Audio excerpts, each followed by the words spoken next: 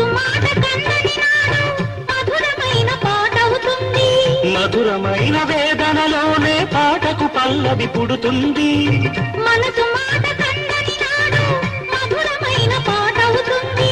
మధురమైన వేదనలోనే పాటకు పల్లవి పుడుతుంది. పల్లవించు పడుచుదనం పరుచుకున్న మమతలు చూడు. పల్లవించు పడుచుదనం పరుచుకున్న మమతలు చూడు. పసితనాల తొలి వేకువలో ముసురుకున్న మబ్బులు చూడు.